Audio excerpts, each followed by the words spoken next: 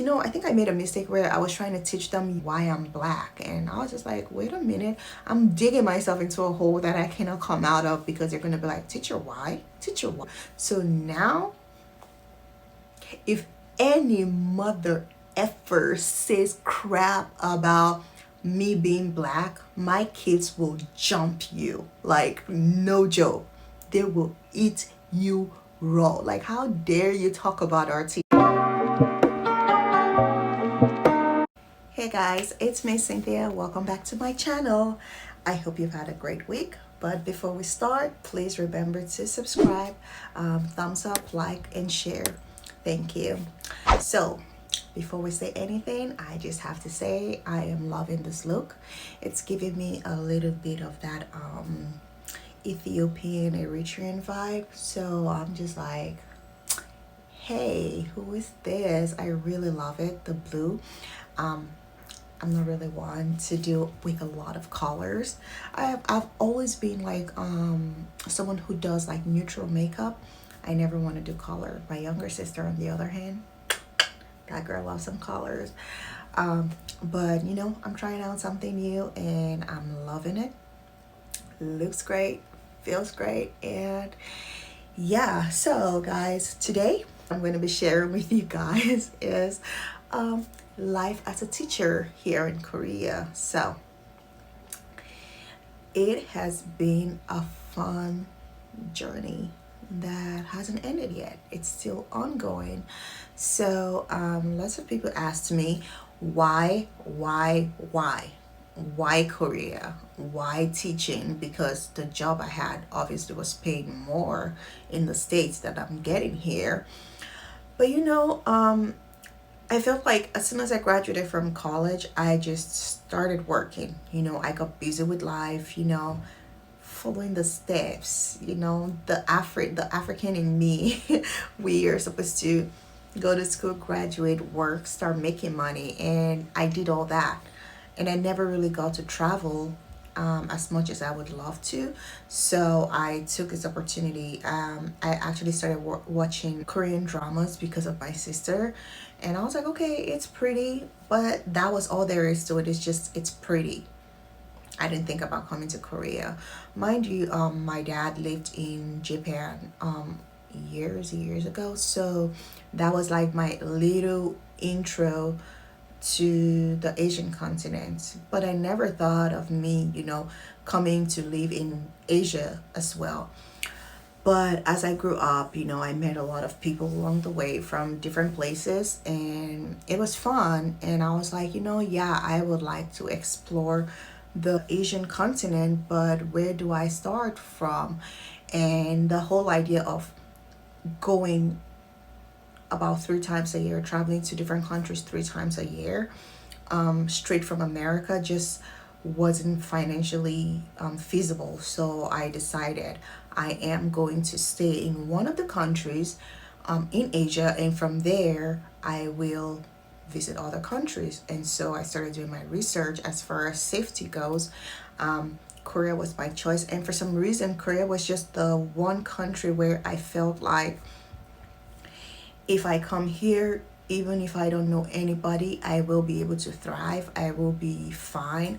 I didn't feel that about Japan or China or Vietnam or Thailand. I just felt here I can try. I just felt I'll do better. And I think it's a little bit because it reminds me a lot of Nigeria. Like Nigeria has a lot of problems. I love that country, but it has its problems, it has its downsides.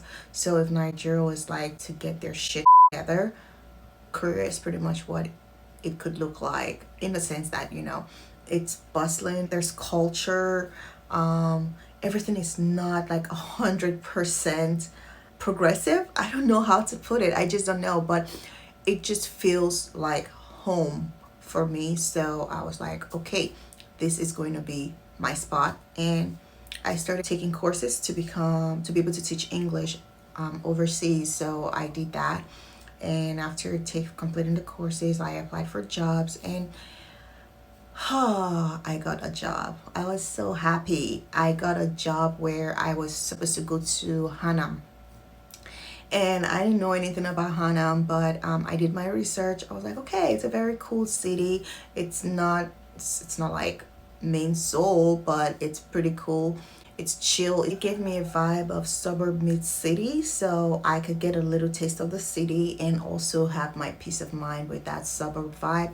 So I was all about that. I was excited.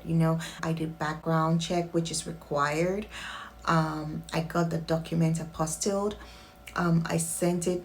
I invested a lot into that, and actually got introduced to the teacher who I was going to be taking over from. And she told me how great it is. The coworkers are nice, and the housing is nice. The housing was a thing for me because here in Korea, yeah, some of the houses are pretty old, while some are like modern, and you may be one of the fortunate teachers here who gets the good apartment. For me, video for another day, but for that, mind you guys, that job is not what I ended up getting, and well, you're gonna find out while I keep talking. But anyways, yeah, the job in Hanam, I was excited about it because I asked them for photos of my apartment. They sent it to me. It looked good. It wasn't big, but it looked good. It was clean. It was a modern building. Hanam is a newer city.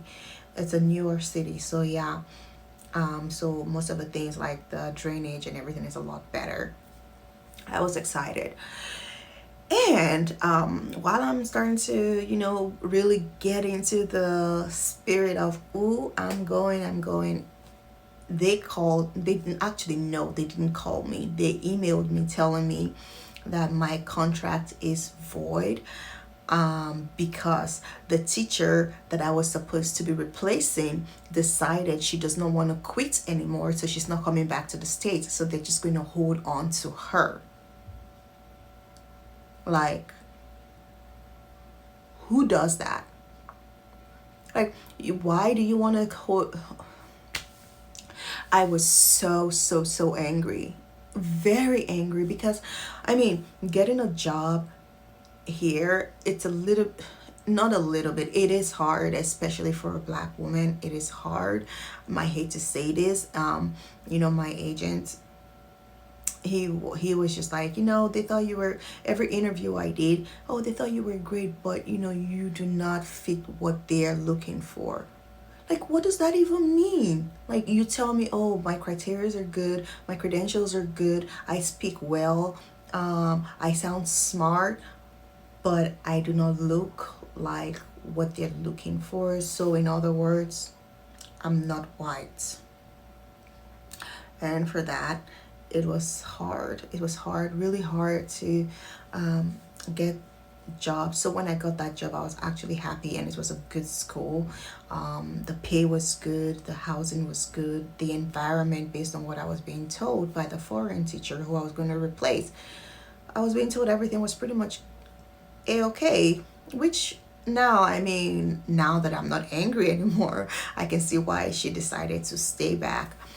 But at the time, I was very angry because they waited till last minute, like last minute, to tell me that they're going to hold on to her, and oh, we're sorry about this. And I'm just like, sorry, it's not going to do anything.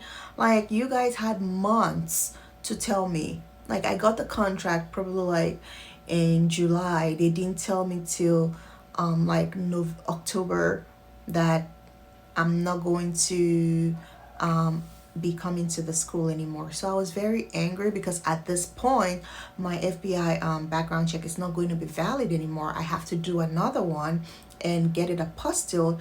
And it's just like a whole process. Nobody's reimbursing me for anything. I'm paying for all this myself.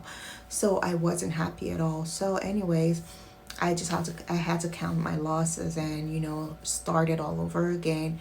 And I started doing interviews, but this time around I was a little bit more aware, and I wasn't just going based on what the school wanted. I was also now thinking about what I wanted.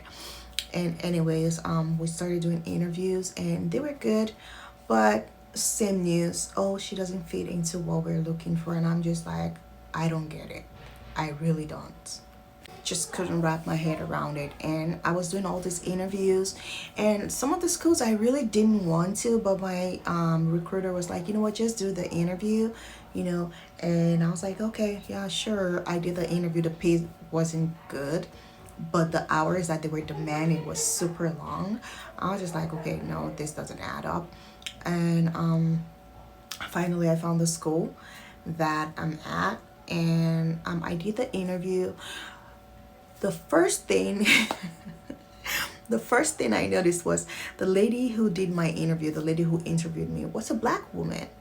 That is rare, very, very rare for you to see a black woman interviewing the new recruit. So I was like, okay, so there is some there is variety here at the school. So that was like an up for me. And then it's a Christian organization, which just I was like, okay, what can be wrong? Nothing. It's a Christian school, so they're gonna be fair. This it's gonna be bomb. The racial biases. I was like, yeah, everything will be good. But then I did the interview. I got the job. I signed the contract and then started the process of getting my visa. And I kept emailing them. I was like, hey, can I get a picture of the apartment? And nothing was coming. I wasn't getting any picture. I kept emailing. I need a picture of the apartment. I need a picture of the apartment because, dude, like, you gotta prep your head. Like, what am I going into? I like to know. Like, I'm not really big on surprises in regards to things like that. If you're getting me a bag, I love surprises. Or if you're getting me a nice shoe, love surprises. But where I'm going to stay, I don't love surprises. I want to see it. But yeah, they weren't giving me that. So I did everything that I was asked to, got the visa. I came here. Unfortunately, blah, blah, blah. Unfortunately, it was right at the beginning of COVID. So I got here, but it wasn't that bad yet. They just had only 6 cases. So I wasn't worried at all. I came here, settled in, and 2 days later started my training. And I was like, okay, yeah, okay, this, okay, that. I'm already here. I can't really say anything like, no, I don't want to do this, because there were some things that I started to notice and see that I'm going to have to do that wasn't in my contract. I wasn't aware. But there's this phrase in the contract that is just so broad. Is lots of things can be chucked in there for you to do, and they'll tell you, well, we did say, if we say it's required of you. And I'm just like, well, yeah, you're right, but at the same time, like, dude. And the teaching, it's not bad. It's a lot of work. It's a lot of work. Like, when they tell you, oh, you just come here and you go to the class, you just teach them. And for me, I'm not going to lie to you, that's not the case here. I have to make my curriculum. I have to make my schedule. I have a lot of books that I have to teach the kids. I am a homeroom teacher.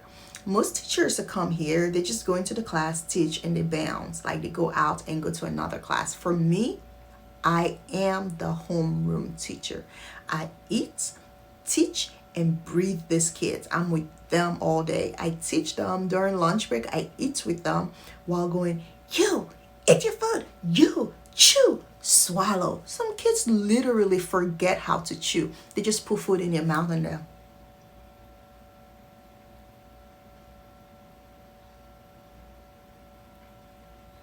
like, but they're sweet kids. I will say that much. They are. At first, it was a little bit hard because they were just like, "Oh, teacher, you're black. Teacher, your color looks like poop." And I was like, "Huh? What you said, child?" But I just like had to hold myself back and be like, "They're kids, Lord. They don't know what they're talking about." But it was my job to teach them because they don't know any better. So I started teaching them a little bit about race and different kinds of people. and how different we all are, and that's okay. So at first, I think I made a mistake where I was trying to teach them use about melanin. These are 7-year-old kids. Technically they're 6 in the States, but because of the calendar system here, they're considered 7 years old.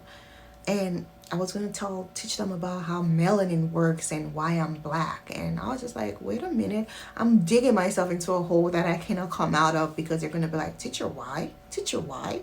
So I just backed out of there, and instead I used the flower example. I made them understand like there are different colors of flowers, but that doesn't make them any less pretty. They're nice, they serve their purpose, and they love them. They're like, oh yeah, that's true. So now, if any mother ever says crap about me being black, my kids will jump you. Like, no joke. They will eat you raw. Like, how dare you talk about our teacher? So when I just see things like that, I'm just like, I am.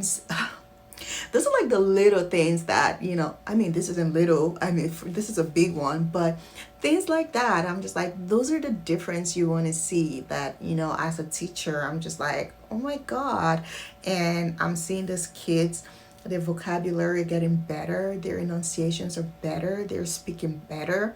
And the principal is like, wow, they're a lot better than what I was just like, I know, yeah, I'm pretty awesome. But yeah, I just like, the kids are to die for. They're sweet. They, some of them though, like they can be very difficult, like hard to control. Like they do things that just like, gets on your last nerves.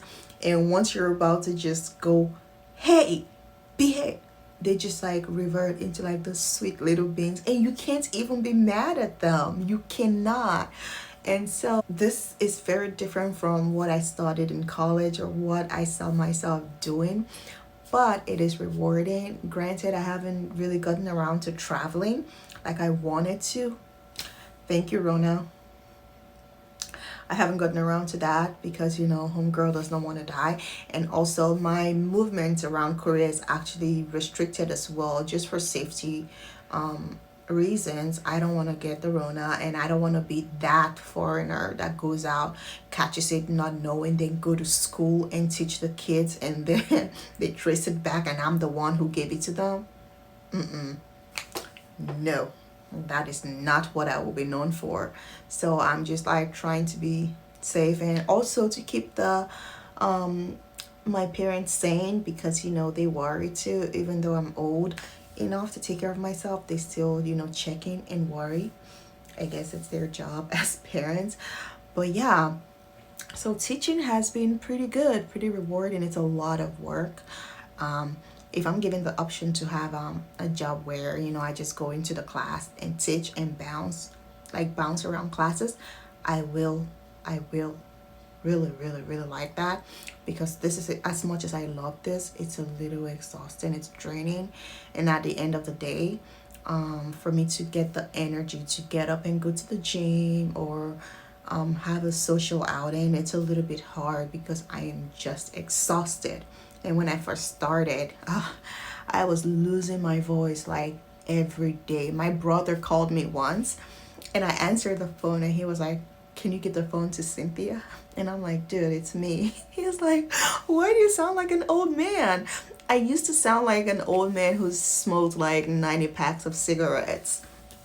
It was really bad. And I was told, apparently I do not know how to speak from my gut. I speak from my throat. So I was hurting my throat. And I don't think I still know how to talk or speak from my gut. I just got used to talking and just like staring them down. But the kids, it's crazy because now they know me so well. They know when I need them to be quiet. And I'm starting to realize I am my mother's daughter, because there are some looks my mama used to give me when I was young, like, and I give it to these kids, and you see them straighten up and they behave, and I'm just like, yeah, that's right. Once I was teaching them about communication, and I asked them, how do we communicate? And boy, oh boy, did they tell me how to. So yeah, that's pretty much what teaching has been like, it's been fun, it's been rewarding, it's been hard. Um, but the pay cut.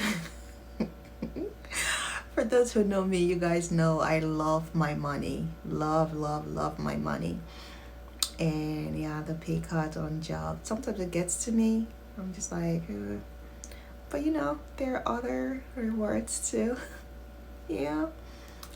Yeah, it's been good, guys. It's been good. If you wanted to travel, I think this is a very, very good way to travel and make money, because I don't think I'm not that person that could just stay put and not have some sort of steady source of income. I need to be working. I need to be getting money, because mama likes to shop, likes to eat, and those things are not cheap. So yeah, I would say I would recommend it. And Korea is pretty safe. Korea is safe. Yeah, I'm sure the other countries are safe too, but this was my choice. The kids are great. They're awesome. There are difficulties, but it's not with the kids. I'm still at my current job, so I can't really say much. But yeah, it's been great. Alright, guys, thank you for watching my channel. I hope you enjoyed this. I hope it was informative for you.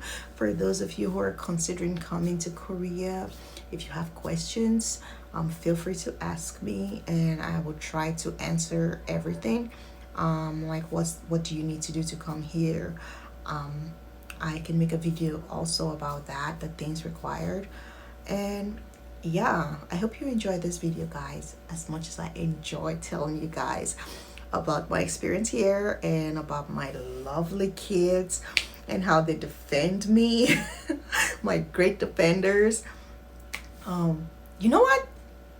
I need these kids in America, because sometimes, like this racist people, when they're being racist, if I have these kids, oh, my life will be solid, because they will fight you for me. They will fight you like.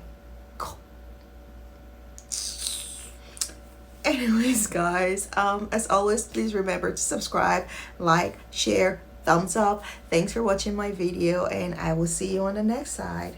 Bye.